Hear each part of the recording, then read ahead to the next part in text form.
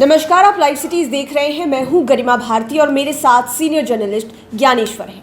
जब से बिहार में सत्ता पलट हुई है तब से कैबिनेट एक्सपेंशन को लेकर हर तरफ चर्चा हो रही है। हम भी हर रोज आपको अपडेट दे रहे हैं कि क्या हो सकता है, क्या होने वाला है।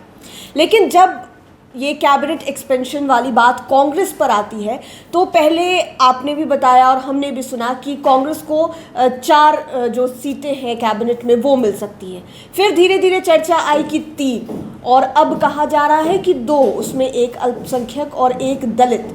क्या ये कहना ठीक होगा कि आरजेडी ने कांग्रेस को एकदम किनारे लगा दिया, और अगर ये हो रहा है तो क्यों हो रहा है और असर क्या हो सकता है? देखिए गरिमा जी, आपने बिल्कुल सही कहा कि अब 2 ही सीटें मिलने जा रही है कैबिनेट में कांग्रेस को जी।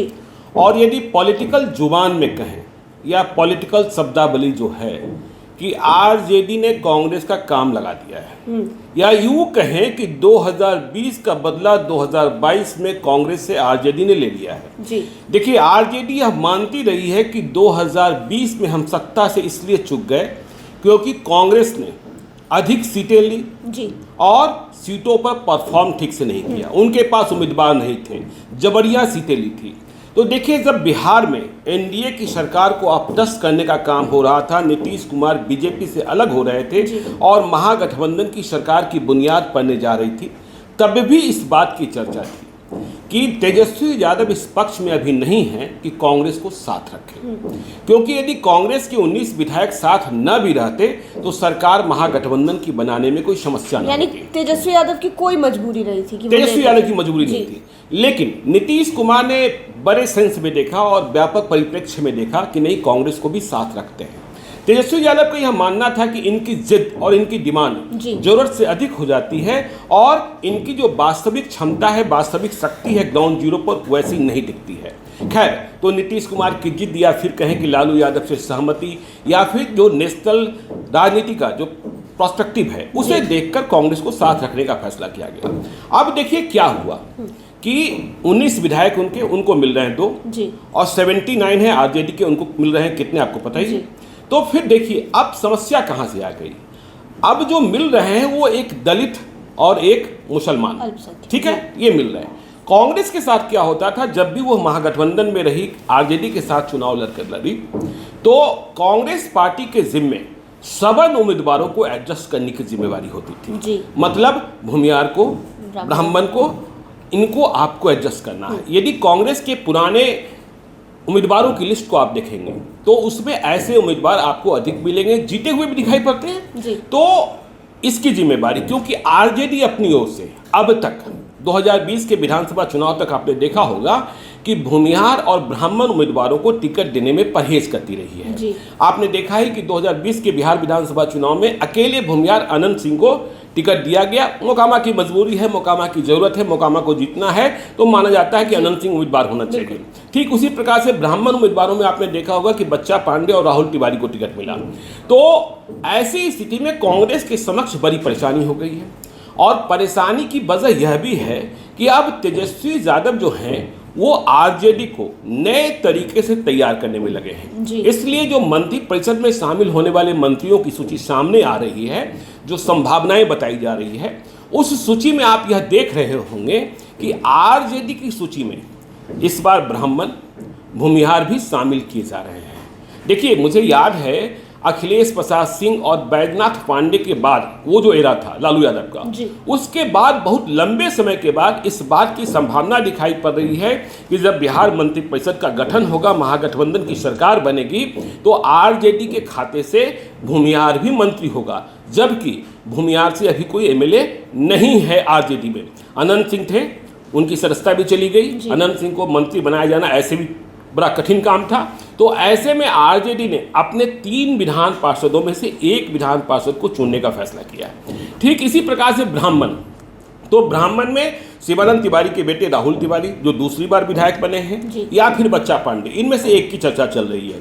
तो ऐसी सूरत में कांग्रेस को कहा गया कि आप अल्पसंख्यक, माइनॉरिटी, अब वहां चर्चा चल रही है कि शकील अहमद खान या आफाक आलम, तो और एक दलित राजेश राम या मुरारी गौतम, इनमें से एक मंत्री बनना है। तो कांग्रेस के समक्ष परेशानी ये हो गई कि देखिए, आप यदि सीमांचल में चलेंगे जहां कांग्रेस की पैठ हो, वहां मुसलमान वोटर, आपने देखा ही कि 2019 का जब लोकसभा चुनाव हुआ तो विपक्ष आरजेडी तो 0 पर आउट हो गया जी, कांग्रेस को सिर्फ एक सीट मिली किशनगंज में, तो 40 में 39 एनडीए ने जीता और एक कांग्रेस ने जीता। अब तो देखिए महागठबंधन के खाते में भी 16 सीटें हैं पार्लियामेंट की, क्योंकि जेडीयू जो है महागठबंधन का हिस्सा है। अब भी पार्लियामेंट में आरजेडी नीलवटा सन्नाटा है।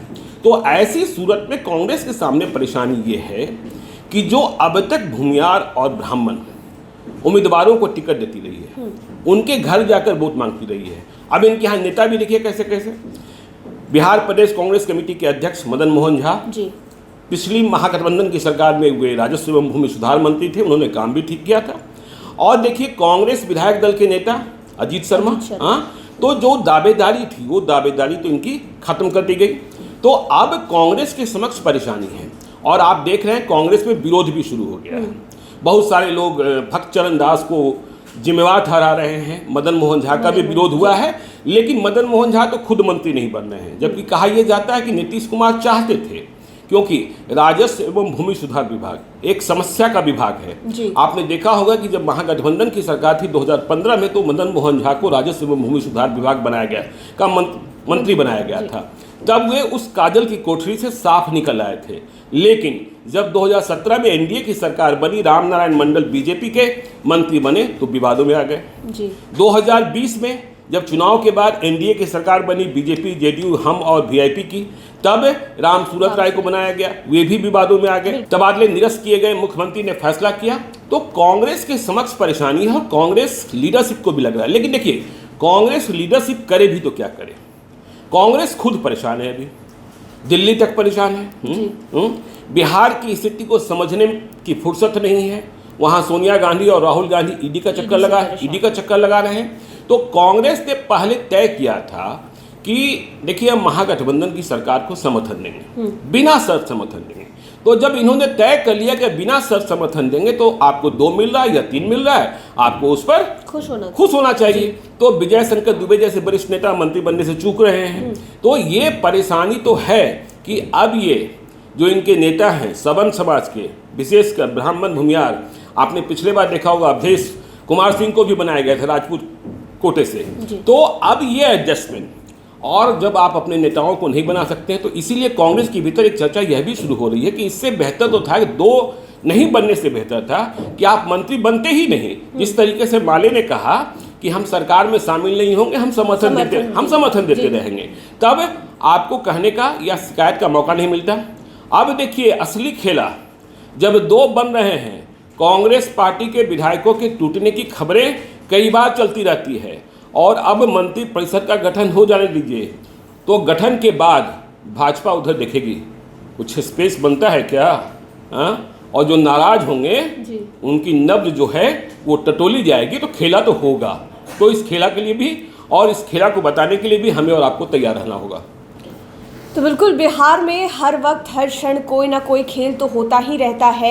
नई कैबिनेट में कौन मंत्री होंगे, कौन सी पार्टी के कौन से नेता सामने आएंगे, ये तो आने वाला वक्त ही बताएगा। हालांकि जो चीज़ें तय हो गई है लाइव सिटीज़ आपको लगातार बता रहा है, लेकिन कांग्रेस के भीतर अभी जिस तरह का कलह मचा हुआ है, देखने वाली बात होगी कि आने वाले समय में उसका क्या असर महागठबंधन पर पड़ता है और खुद कांग्रेस पार्टी पर पड़ता है। आप तमाम खबरों के लिए लाइव सिटीज़ के साथ बने रहें। अगर अभी तक आपने हमारे चैनल को सब्सक्राइब नहीं किया है तो ज़रूर कर लें। ये वीडियो फेसबुक पर देख रहे हैं तो पेज को लाइक करें। आप हमें ट्विटर पर भी फॉलो कर सकते हैं। धन्यवाद।